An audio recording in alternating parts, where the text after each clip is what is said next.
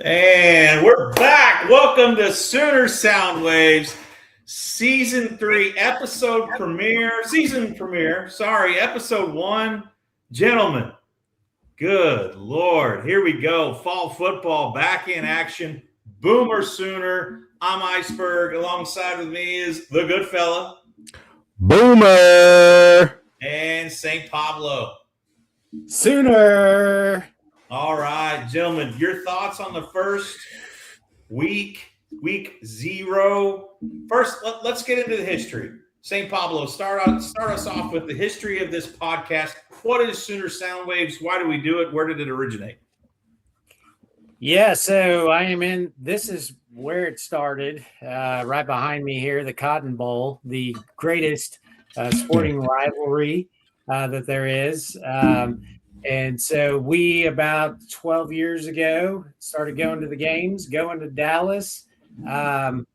We all three love college football, and so we text frequently during the games. And somewhere along the way with the live streaming or recording, we decided that we would just talk about the games, and we appreciate those that have stayed with us, that have listened. We would like to engage more of the audience. I think this year in season 3, we started when OU joined the SEC. And so this is year 3 in the SEC, and we have been talking about that transition. And last year was a magical year for the Sooners, and so that's kind of the history. We've been doing this much longer than what our seasons indicate in terms of going to Dallas, and we will be back again this year. I will just add to that. Talking college football amongst the three of us started in what year? Shoot. What year was that? We've been talking college football since, I don't know, 2000. St. Pablo joined us. What year? 2012? Yeah, 11, 12. Yeah. 2011, 2012, somewhere in there. Yeah. That's crazy. So we're going on 14 or 15 years. We're going to have to figure that out. That was a trick question. I was like, forever. So 2012, 11, 12, when we started. Forever. You talking about a magical season, St. Pablo.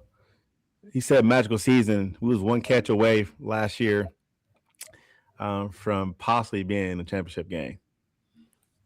But we can talk about that later. One catch from a running back. We could be in true. Championship game. That's true. Momentum switch. Okay. So, St. Pablo, what are your thoughts? Before we jump into our first segment, which will be talking about the ESPN FPI percentages, St. Pablo, how do you feel, not what's your prediction, because we'll get into that. How do you feel about the Sooners coming out of fall camp into week 1, into the season? Yeah. Well, first off, let me say, to wrap up last year's season, as tough as it is for both myself and the good fella to admit this, Iceberg, you did win regular season pick'ems. And so those of you that follow us, the Iceberg was on a hot streak last year, and he crowned himself the champion by defeating us. And we are indebted to him as we roll to Dallas. Additionally, we did a separate bowl pick'em, and once again, the Iceberg defeated us handily. So that part's not a great start to this whole deal, but let's talk about the Sooners. I'm way more optimistic about their chances than I am my own in picking games. The only silver lining I'm going to get is that I was one of the few in the minority to have the Sooners at 10-2. You are correct in terms of not picking the exact games they would lose, but the regular season 10-2 Sooners this year, I feel very confident at a 10-2 record once again overall for the Sooners. I feel that this is the year that the monkey off the back in two regards, with defeating Texas right here in Dallas and winning our first college football playoff game, which is really hard to say. Got to call timeout. We're not even there yet. Timeout. We'll get to Timeout on your predictions, St. Paulo. Oh, do I jumped ahead? Sorry, it's loud down here at the Cotton Bowl. All right, so you feel good about the year? Is what you're saying? I feel really good about the year. I think that everything I've heard, the Sooners coming out of their camps, they addressed the issues that seem to be at hand. Have been really focused on those, and hopefully an improved offensive line, hopefully a better run game. Those are to be tested and to be seen. But yeah, I feel really good about that. I like the fact that John Mateer is healthy. Mr. Clutch, I believe in him. I believe in the Heisman. If it weren't for the injury, I trust John Mateer. Our defense is absolutely amazing. I trust Brent Venables in that. And I like what that we have Arbuckle coming back for a second year. In that Alabama game, the first half of that Alabama game, college football playoff game in Norman, I liked what I saw from the offense play calling and the offense execution. To me, that alone gave me a lot of highlight when there was more time in this system and in preparation for an opponent. So if the things are improved that we all know need to be improved, I like where we're headed. All right. Good fellow. I'm gonna jump on the same bandwagon. I feel really good about where we are going into this season. I feel like the areas of concerns in regards to our offensive line has gotten a lot better. I feel optimistic about our running backs. I'm hoping last year we had the running by committee, was kind of didn't know exactly who was going to start each game. But I do feel like we have at least addressed that concern in terms of how we're going to roll out this year in regards to our run game. Our tight end situation, I feel good with the hire of Jason Witten. No, he hasn't coached before, but he is a NFL Hall of Famer tight end. I believe he's going to get those guys ready to go, whether it be blocking, going out for routes. I'm pretty excited to see what happens in our tight end area. I think our defense is solid. We got some key return players coming back on defensive side. One area of a little bit concern last year with our secondary, we got tested a little bit late in the season. I feel like now with Gentry, I think he's coming back. He may be one of the best cornerbacks in the SEC sophomore year. I feel really good about our secondary. We will have the best defensive front in SEC, if not college football. I think our linebacker core is great. So defensively, I feel like we're going to be pretty solid. I think John Mateer come back healthy. I think he's going to start off really hot. I think this is his year to get that Heisman. He was front runner last year. This is his year to prove that he deserves it. He stay healthy. I see him winning that, and I see Sooners doing well this year. Yeah, I would agree for the most part. I do want to put just a real quick plug in there. I think I also won the March Madness competition too. So here we go. Got the trifecta. Anyway. He did. Moving on. Not going to have that good of a year this year. I'm sure since I had a great year last year, I'll be in the toilet bowl in all three. That's generally how it works. But I have a good feeling. As we always do, I think the run game is important. I think we need more balanced approach. Hopefully, with the addition of Jason Witten, with the tight ends and adding the tight ends into the run game in terms of blocking, and I just really hope we see a better run game to have a more a better attack for John Mateer instead of him just having to handle every single thing, whether it's running or throwing. So, as always, I think my emphasis this year is on the offensive line. Can we keep him healthy? Can we do great things up front? And then defensively, we're going to have a good defense. We're going to have the capability of having a good defense. Execution is going to be crucial. And I think, with Venables still doing the defensive coordinating duties, I have a good feeling about that. But we'll see. We'll see. At the end of the day, as I always say, they're 18 to 22, 23-year-olds. Hopefully those numbers get down as we grow out of fifth-year eligibility and all of those things. No more eighth-year Carson Becks. But anyway, I'm looking forward to the year. The schedule's tough, and that's what you've been hearing a lot with the national media. The schedule's tough enough to where some folks are even saying we could drop out of the top 25. I think that's a worst case scenario. I think obviously a best case scenario is you run this table and you set yourself up, if you run the table or do well throughout the regular season, to have a pretty good shot at a high seed in the college football playoff.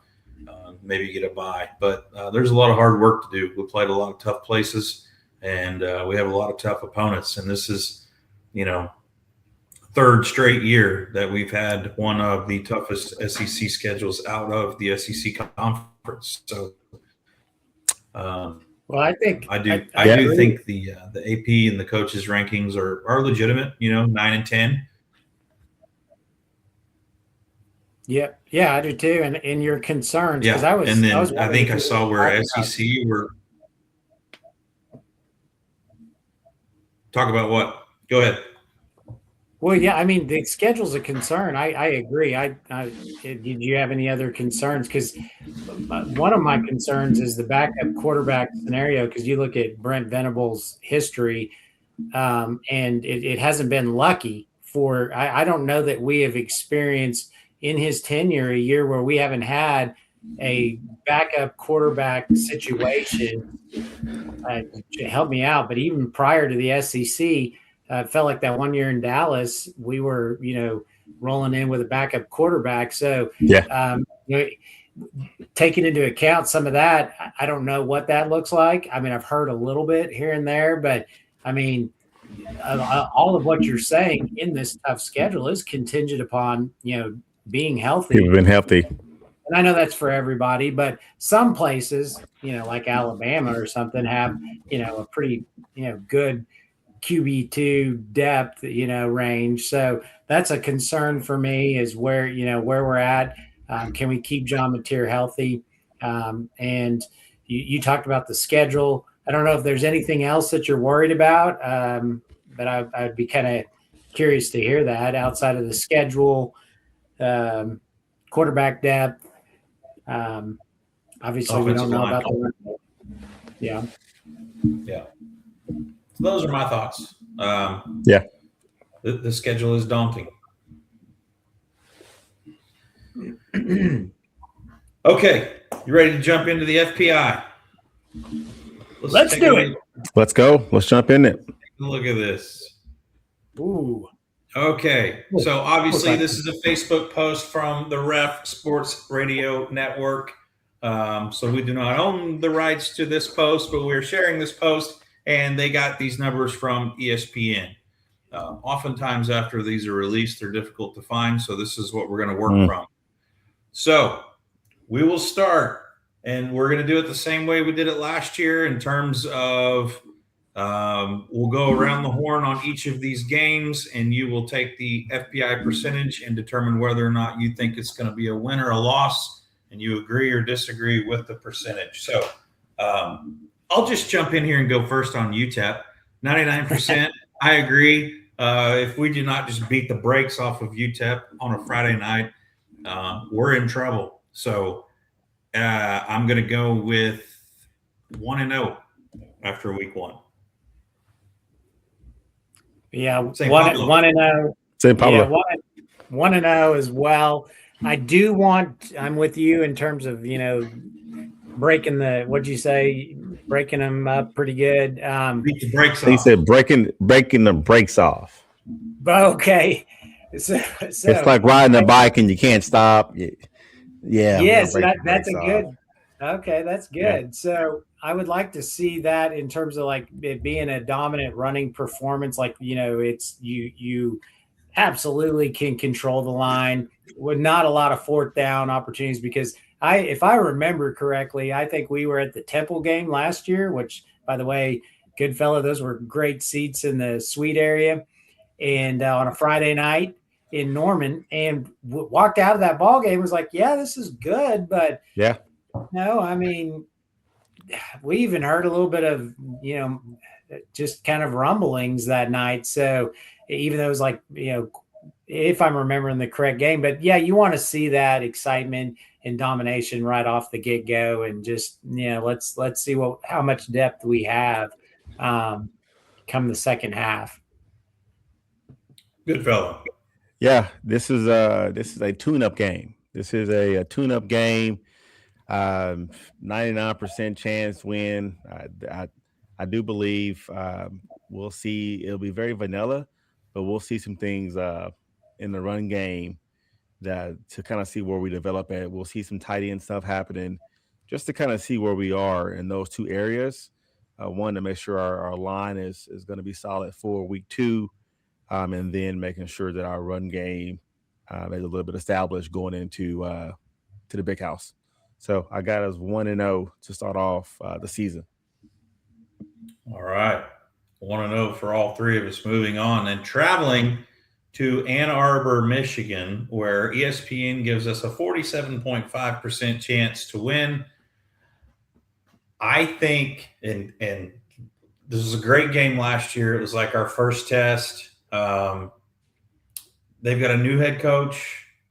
I think they've had some transfer ins, transfer out. I honestly think we go into Michigan and win. So I'm going to go 2-0 here and disagree with ESPN at the 47.5, but I've got OU 2-0 after leaving Ann Arbor. Nice. Yeah, I mean, I agree. This is the Sooners played extremely well on the road last year. They're even only more of a veteran group coming in, particularly at least on the offensive side with and defense side, but with John Mateer. I think that the Sooners, it's an 11 o'clock kickoff, I believe, if I remember correctly. Correct. And so again, just there's not a lot of time to work out kinks. I mean, so UTEP, you got to execute well and often and be primed and ready to go because you turn right around, get on the road to Michigan. And I do think the Sooners come out of that. The other side of this is the special teams. Sandell, I think that in close games, such as this percentage tends to indicate and maybe favors Michigan because it's at home. I tip my hat to the Sooners in a close one if it is close. All right, good fellow. Oh man, I have OU. I have OU winning in the big house. I think there are just too many new pieces from Michigan. I think they do well throughout the season. I see them having a winning season this year. I just think we got them early in the year to where they haven't been established yet. I think Bryce Underwood, I think still year 2 for him as starter. I still think 2 games in, still hadn't figured things out with this new coach. So that gives us the edge. But it's going to be close. It's going to be a close game, but we win it. Okay. Can I interject one thing here? This is Sure. odd. Michigan's going to get 2 kind of lookovers at this. They have the Sooners, and then they turn right around and play UTEP. So it's how did we do against UTEP? How do they do after we play them? It'll be interesting. It'll be a good, at least comparable opponents, but nonetheless, sorry. Good. That's good. Then they Home didn't look game at that. versus New Mexico, 94.9% by ESPN. I am obviously going to go a win versus New Mexico. So I have us going 3-0 after 3 weeks. St. Pablo. 3-0. Don't know much about New Mexico, and it's back at home. Coming off of hopefully a big victory, and then eyeing a little bit ahead on that schedule. Let's make sure we stay to execution. But it's nice that we come back home for that game. So yes, a W for the Sooners. Good fellow. Man. So this is another OU win. I think going into this game, we'll be able to try new packages. I think for us, it'll be looking at maybe 1 or 2 new packages. Very vanilla game plan, but leading up to the upcoming week, we'll try out some new things that didn't probably work against Michigan or did work against Michigan, and kind of compound on those. So 3-0 start of the season. I'm going into week 4. And so begins the gauntlet. There it Traveling is. to Georgia. At Georgia, coming off of New Mexico. I'm going to go out on a limb here and say OU will win this game. I feel like this is going to be the first test, and they'll, it would be easy to look at this game and say, well, could it be a trap game? But they're going to have a week off before they go to the Red River in Dallas, where St. Pablo appears to be right now. So I'm going to say, not that they'll be overlooking New Mexico, but I think we'll see vanilla New Mexico in an effort to be preparing for Georgia. And I think this is the first biggest test, in my opinion, that the Sooners will see outside of Michigan, because it's Ann Arbor, but I still don't think Michigan's as good as they have been in the last couple of years, or not last year, but 2 years ago. So I'm going to put the rose-colored glasses on, and I'm going to say crimson-colored glasses, and go in at Georgia, St. Pablo.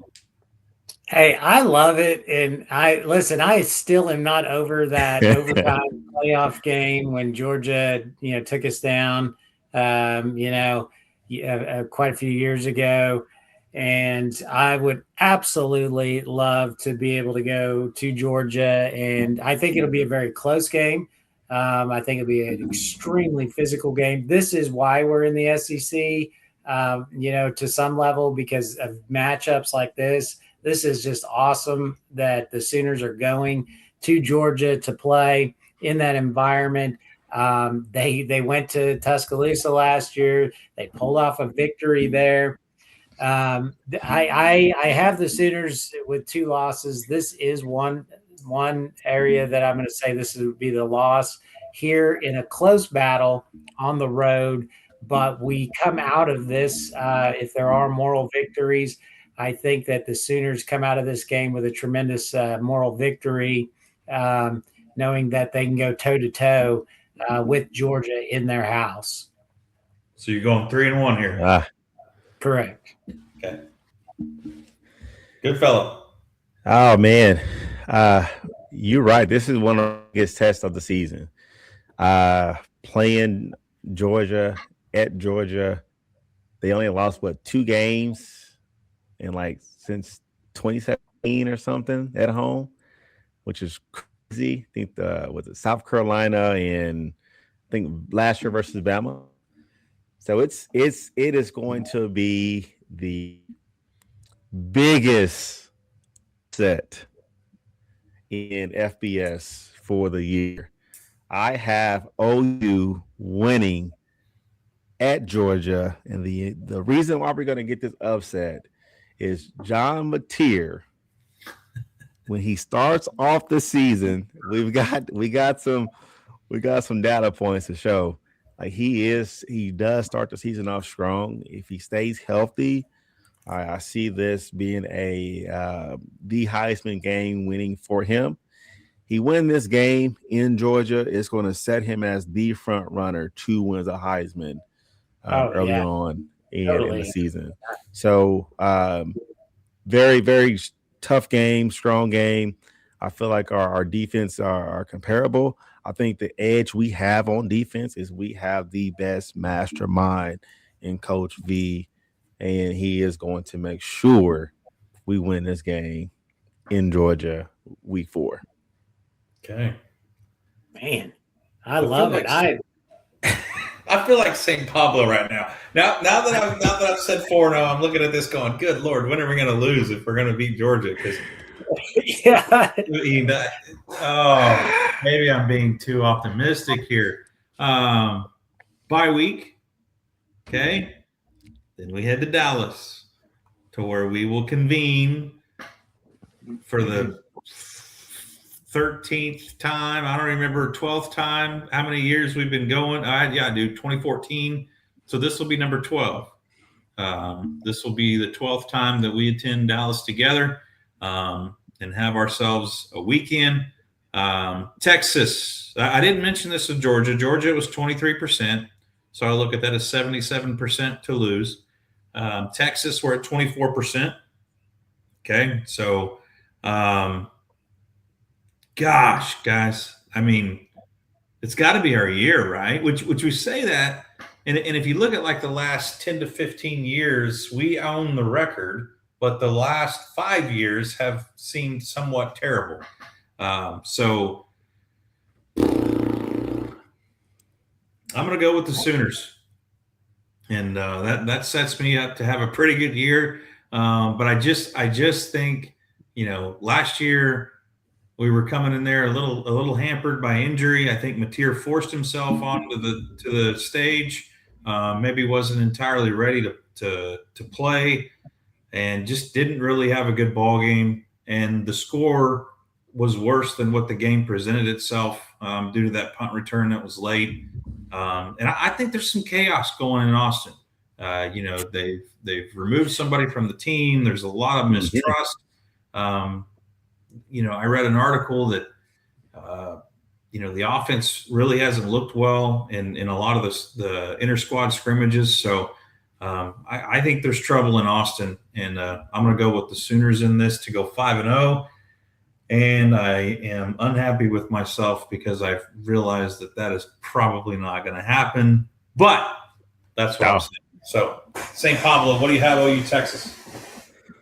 Well, I mean, I agree with everything you said. I think this is the year as well. I mean, even if we walk into this game and we've lost at Michigan, at Georgia,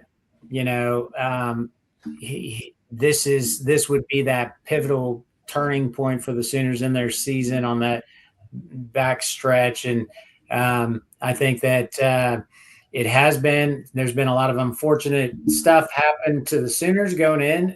No excuses. It's part of football, but it is a truth to this most recent part of this, rivalry game that's gone on with OU Texas at the Red River Shootout. And so, yeah, I absolutely agree. I think that I have a lot of hope for Venables too, because this has been out of all the good things that have transpired, and there's been a bit of an up and down due to the factors that I've mentioned or that we've talked about plenty of times with injuries. Losing to Texas has been one of those things that we all, as Sooner fans, it lives with us. In one of those bad years, if you're going to have a bad year, it's not near as bad when you win this football game. Because you can still go back and say, we beat Texas and we've got another, 364 days till the next one. And so I haven't heard what you've talked about with controversy with Texas. But I will say that I'm not bought in to Texas. I think they have a tremendous difficult schedule up front too. They have as much of a likelihood to walk into this game with 2 losses also on their schedule. They have Ohio State and at Tennessee, I believe. Is it at Tennessee? That's what I was trying to look up. Yeah, they're at Tennessee. And, again, they do have that bye week, as you mentioned, going into the Red River rivalry. But nonetheless, going to Tennessee a couple weeks before is not an easy place to be either. And so,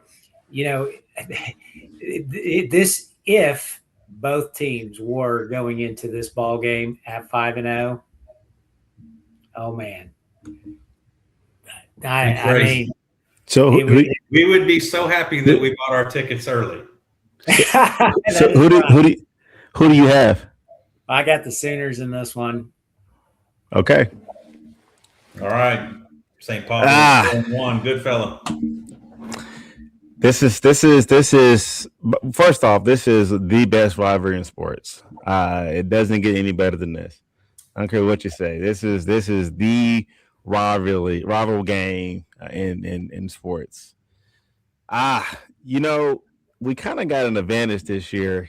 Was it Lane Kiffin last year said that we were still in signals on offense, on defense?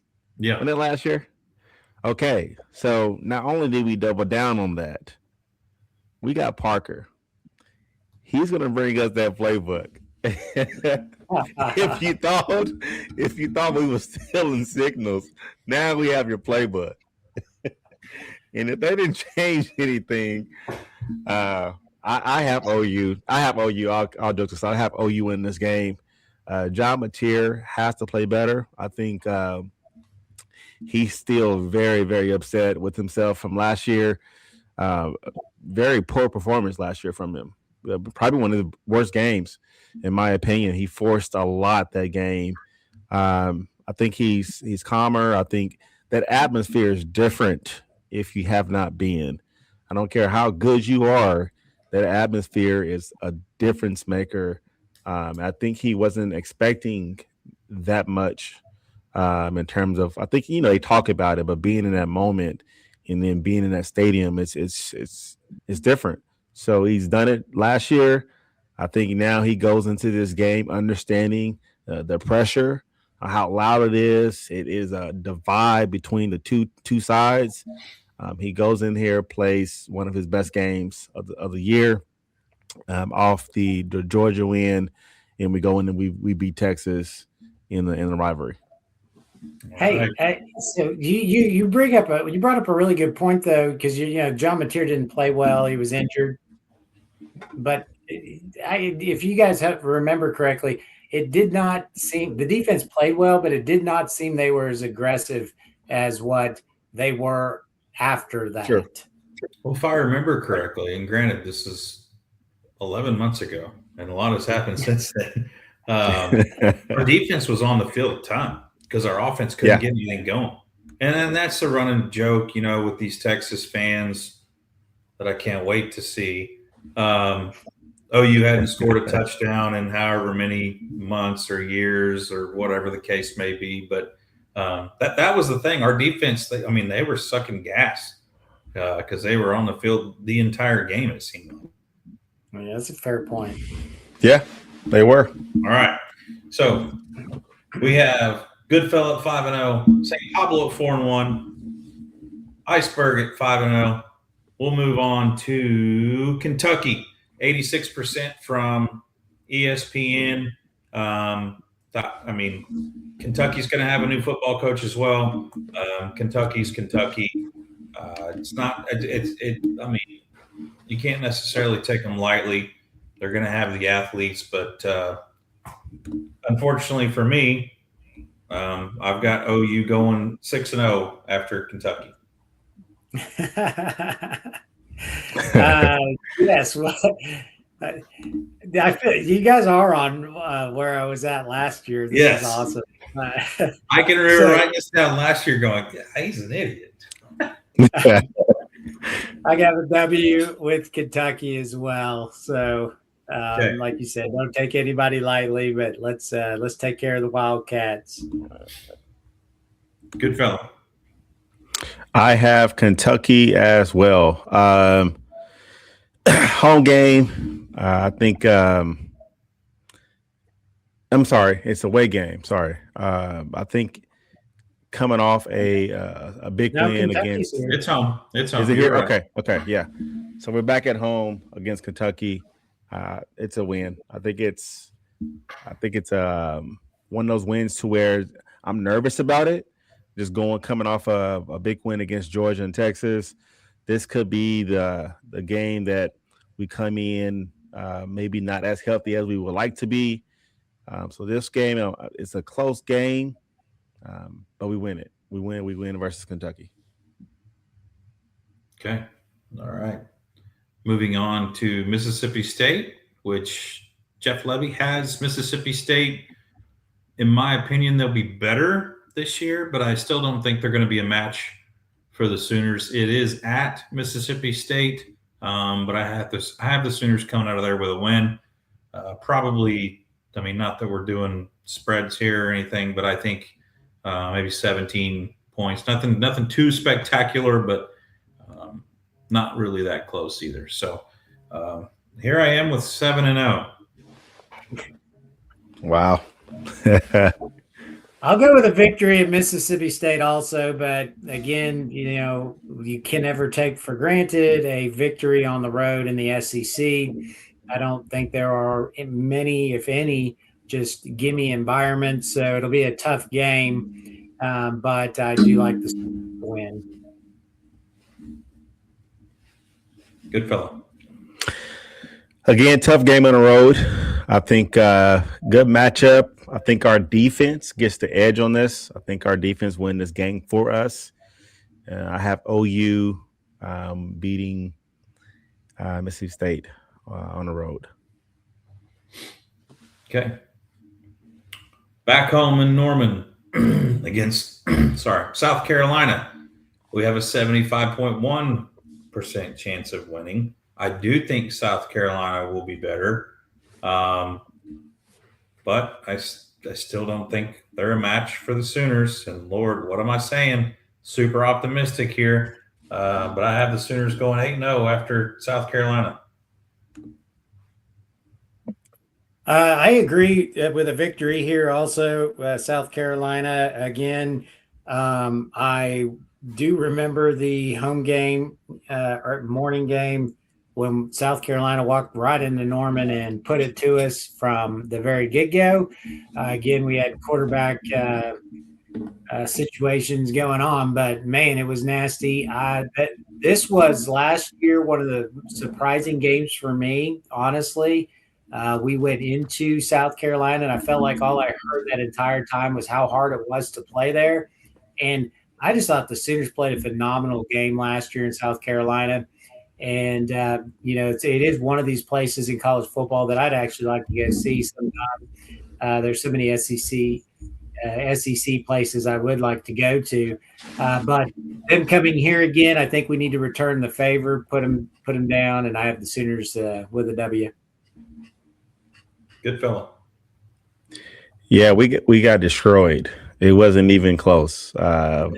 I was actually traveling, going to another game that day, and listening to them on the radio. It was their defensive line just kind of had a field day against us.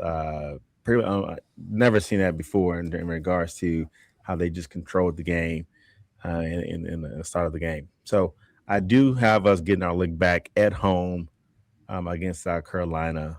So OU wins this game. It's not even close. Yes. Then we travel to the Swamp at Florida. ESPN gives us a 54.6 chance of winning. I'm going to go with an upset here because I feel like I need to give OU a loss. And that's it. I don't know. Florida always has athletes. I think the Swamp's a tough place to play. And I think I don't know. We're getting into that point of the schedule to where we're probably going to start feeling some bumps and bruises, and we're going to be wore down a little bit. So I'm going to take the Sooners losing in Gainesville. Yeah, I agree. This is my second loss on the schedule for the Sooners. I think, again, we are in a close game. It's on the road, SEC. It is the Swamp, like you mentioned. Look what happened to Texas last year. They went there and Florida upset them in the swamp. So I think that obviously it's very doable, a tough place to play. And so I have the Sooners taking a loss, but a close, very close one.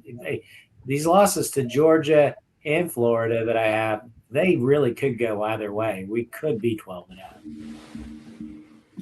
Okay, good fellow. I think we all in agreement on this one. I think this is OU's first loss. I think Jaden Balls, a running back for Florida, is a phenom. He's.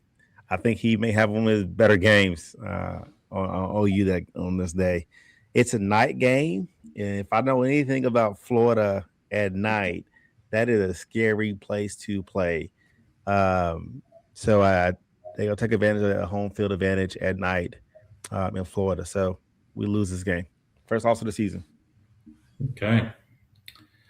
Moves us on to Ole Miss. We have a 62.3 chance of winning versus Ole Miss in Norman. I think while Ole Miss is going to have athletes and Pete Golding had a good run there in the playoffs, I don't want to say it was luck, but I think they were playing. They were playing for a lot of things in that stretch, and so I think I have a feeling that Ole Miss isn't going to be Ole Miss this year. I think they're going to take a little bit of a dip, and so I'm going to go with the Sooners to win at home versus Ole Miss, 9-1.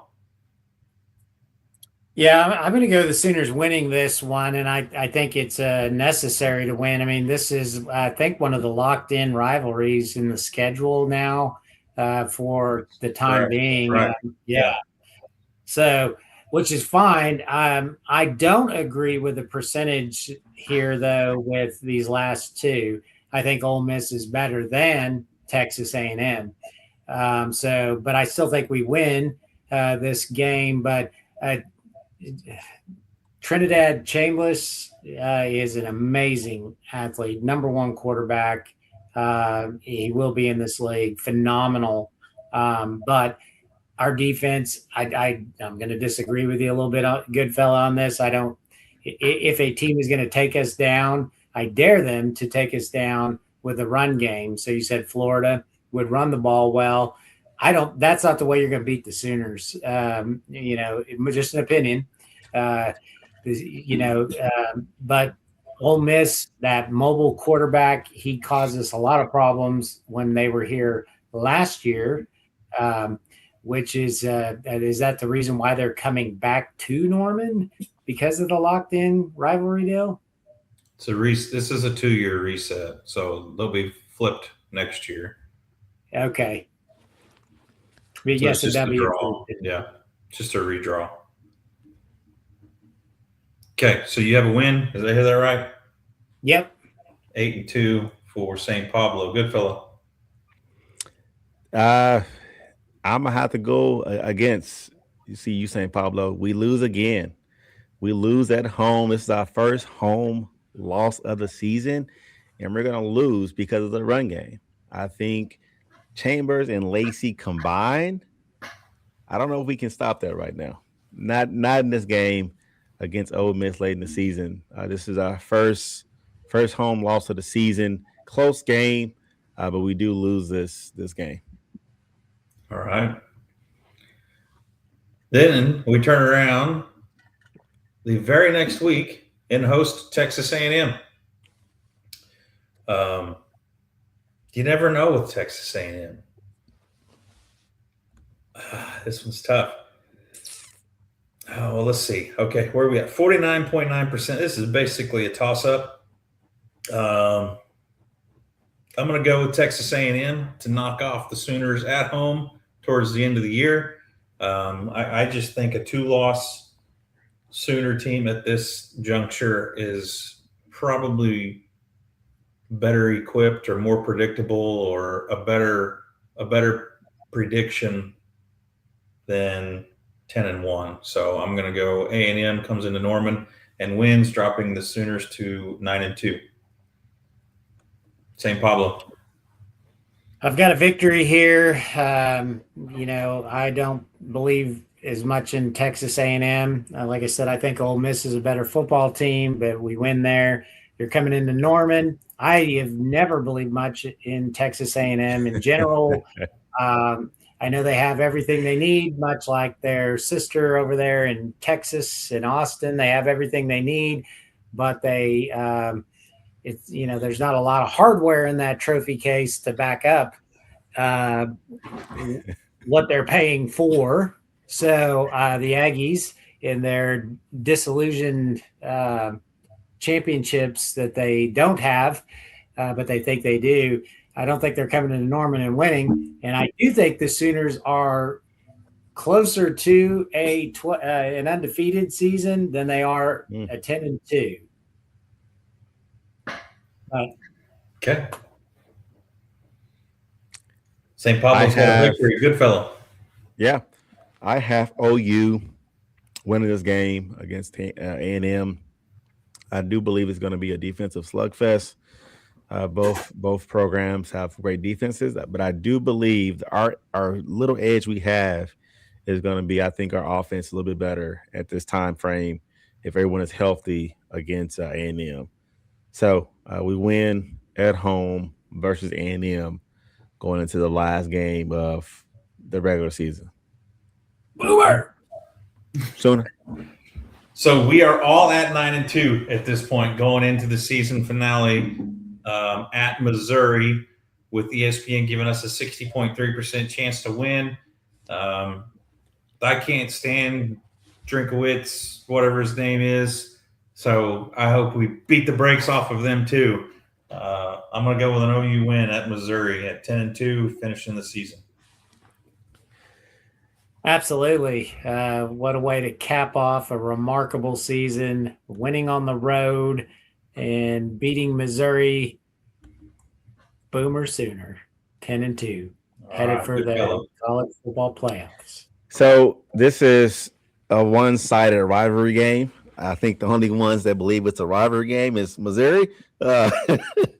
I don't think any Oklahoman believe this is a rival matchup. I do believe this will be a scarce game. I don't see us going in. I think we're favored 60%. I think it's a lot closer than that, just because the factor that Missouri really believes this is their rival game on their calendar. But OU wins this game, close game, just because we're going to sleep a little bit on Missouri because they're going to give us everything they got, like they always do. But we'll win this game. Well, I love the fact though that we have Missouri and A&M back on our schedule. This is awesome. It feels like kind of the oldish days. True. So all three of us have a 10-2. I probably I like St. Pablo's journey to 10-2 a lot better than I like my own.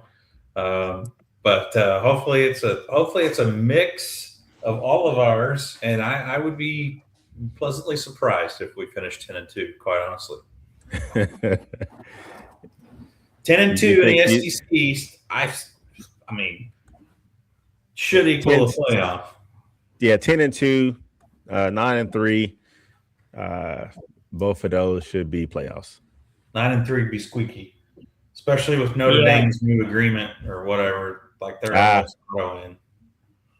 Yeah, 9-3 depends on who you lose, how you lose, but the schedule is tough enough if you play well and justifiably enough that 9-3, I'd agree, might get you in. Okay, that was fun. Yeah, ready for it. Let's do a segment of buy or sell. Okay, let's go. One statement, one prediction.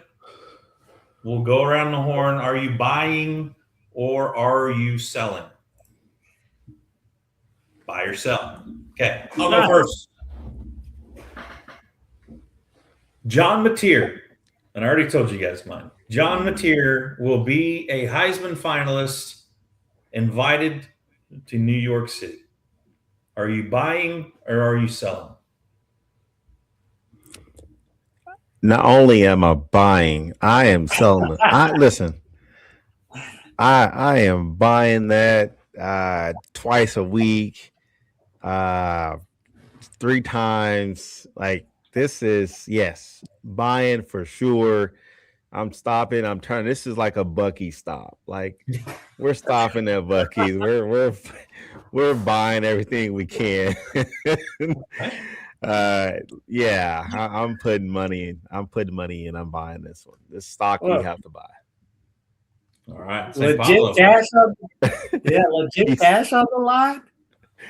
You said what? Legit cash on the line on this one. Well, we don't promote Okay. gambling. We need to scroll a gambling addiction deal across the bottom of this now. Yeah. No, I'm with you, man. I'm buying as long as he can stay healthy. I love everything John Mateer is about. I love his discipline. I love his character, his leadership. I think if you're gonna root for all of it from a quarterback end, his athleticism, his grit, everything about the guy speaks a good character for the program. Wouldn't want another guy at the helm. So I'm just hoping for him. I love the fact that he put on a lot of weight and strength, knowing what the SEC schedule and gauntlet is like. It's tough. And I think that he is that kind of guy that even with the injury and dip last year, still did everything that he could to try to win. And I think that spoke volumes. It did to me as a fan.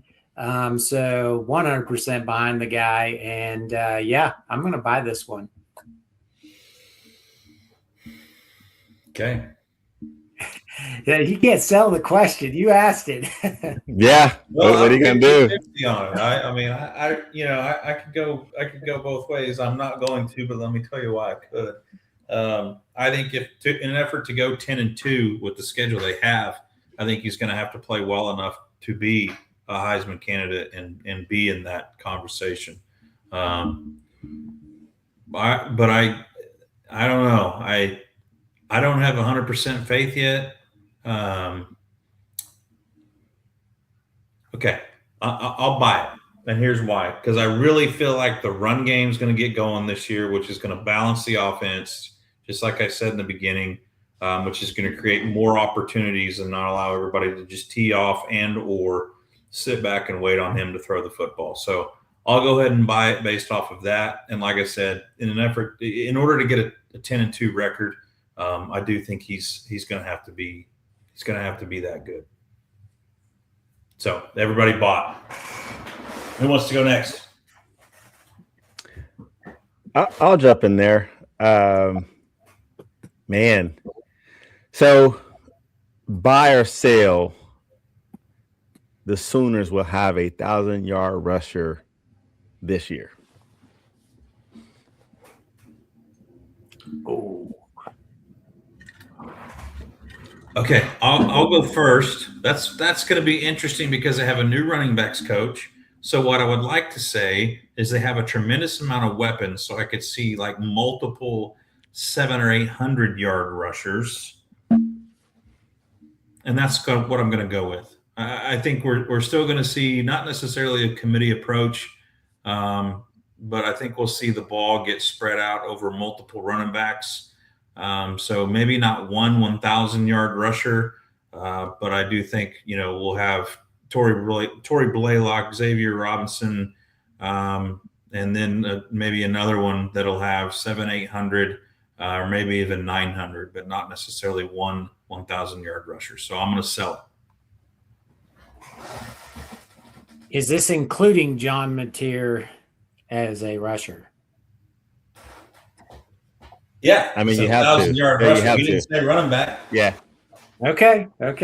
I'll buy this because I think that they're going to have to be able to, in order to accomplish what we have laid out for them to accomplish, you're going to have 1,000-yard rusher. So yes, I will buy this.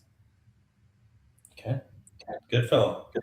Your own statement. I am absolutely buying this. Not only am I'm buying this, I'm going to tell you who's going to get it. Whoa! All right. Yeah, Let's go. yeah. It's a local guy from Carl Lambert High School. Xavier. Xavier has something to prove this year. I think he was limited last year just based on injuries. He had 83 carries last year with 421 yards. Blaylock had 120 with 480. So he had less carries and just had just about as many yards as Blaylock. If Xavier is healthy this year, he gets 1,000 yards.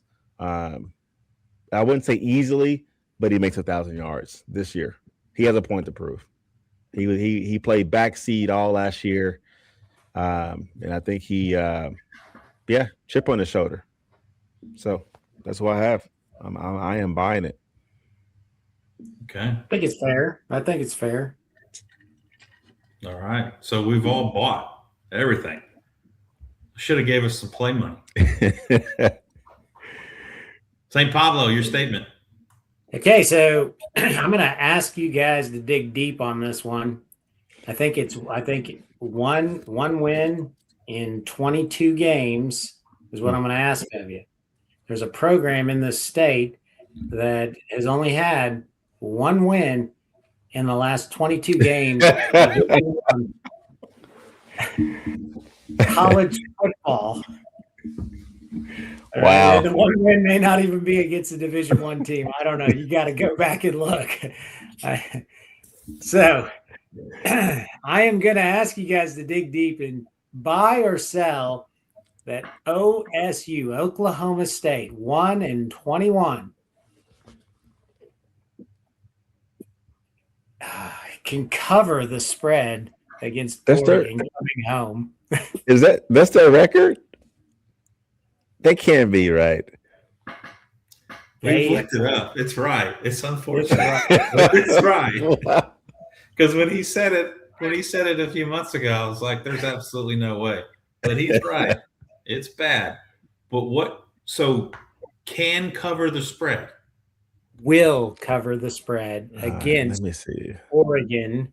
What's the spread? In Stillwater, and the last I looked, and it was a couple weeks ago, Oregon was a 3-touchdown favorite. 18.5 right now. Yeah, so someone out there in Vegas is oh man. They're buying this action. I'm gonna sell. I'm going to sell it. 18.5. It's in Stillwater, right? Yes. Okay. I just think Oregon, I don't know. I think Oregon at their best versus Stillwater at their historical best would still be 2 touchdowns. I think there's a lot of firepower. I think there's a lot of kinks to work out with OSU. OSU is going to be better. They're going to have a winning record, in my opinion, this year. But I don't think they match up well against Oregon, especially in his name's escaping me. And in the former North Texas head coach's first year, Morris, right? Eric Morris. I shouldn't throw the names out there. Anyway, I think it's a decent. They'll put up more of a fight than they did last year, but I don't know that they cover an 18.5 point spread. So I'm going to sell this one, St. Pablo. Yeah. Now, if it was 22, I would definitely buy. But it's not. It's 18.5. So I'm going to have to sell this game just because the fair fact that I don't think O State is ready for Oregon. Week 2, they haven't figured out. They have so many new pieces. I mean, they have how many new pieces this year? Like almost a third of their team, if not more. The Water Boys. I mean, no, it's new. So the so number I keep hearing is high. Like I didn't even know there were that many guys on a roster. Yeah. So they're just too new, even though they all came from North Texas. They're just too new to be ready for Oregon week 2 of the season. There's no way they're ready to cover the 18.5, even at home. So And see, and that's why I'm going to buy it, is that I think it's early. And I think that, yeah, I'm little brother, 1-21. That hurts. And by the way, there was a lot of conversation last year. I think when they went to Oregon, I think that's where Mike Gundy's demise really began, was he started talking noise about the haves and the have-nots and this and that. And I think there was a lot of shame that was heaped upon Stillwater. And so I think there's a lot of emotion going to be in this game. And I think there's a clean house. It's early. And when upsets tend to happen in college football, they tend to pop up when you just haven't been playing a lot of football quite yet. And so I'm in on the road. So I'm gonna buy this one. wow. Brave man. There you go. Yeah. Wow. Very courageous. All right. That takes us into our third and final segment, which is the picks of the week. Not very many games in this week 0 or combined week 1, if you will, but we're going to choose from the games that are being played on August 29th, which is this Saturday. And there are games starting as early as Thursday of next week, I believe. So I'll go ahead and go first, just to get it out of the way. I'm going with Mike Norvell and the Florida State Seminoles, who are a 31.5-point favorite over New Mexico State. I think he has everything to prove. He wants to come out of the gate hot. He's going to put the hammer down. It's in Tallahassee. The seat is about as hot as it can be at Florida State, and he's going to do everything he can when he can this year. And I think this is one of those games that he'll be able to. So that's a big number for me, but I'm going to go Florida State will beat New Mexico State University by more than 31.5. That is courageous. But it's probably true, because that may be their only win of the year. So they're going to waste it all. Not knowing much about week 0, like any of us right now, maybe, other than those that get to live and breathe this, which is a life that I want to live through. I'm gonna say that UNLV wins in Las Vegas at the brand new stadium there, 4.5 over. Let me look at that pick. Yeah, over Memphis coming into town. Okay. Good fellow. I am going to go with North Dakota State. They're -7 against Jacksonville State. North Dakota State lost 1 game in the regular season last year. A very, very, very strong team. And I have them winning their season opener. That's also, this caveat is because you love the Bison deep down. I'm a Cavalier. I'm a Cavalier. That's good. All right. So Goodfella goes with North Dakota State as a 7-point favorite over Jacksonville State. That's actually a good pick. I don't know how I missed that one. Okay. Final thoughts, gentlemen, as we will be on next week before the UTEP. This was kind of our season preview episode. St. Pablo, final thoughts on your prediction of a 10-2? No, we lean closer to 12-0 for me, for the Sooners. But just a shout out on like, subscribe, help us get where we can, stream live on some other platforms, right? Appreciate you guys. Looking forward to this season. Probably one of the more exciting seasons when you bring back a quarterback as good as what we had. Your defense is number one. And to me, this is a just very exciting season. They all are, but there is a lot of depth here for the Sooners. So I'm ready to rock and roll, and I'm ready for Dallas. I'm already here, camped out at the fairgrounds, eating a corny dog. Ready to go. Good fellow. Final thoughts on 10-2.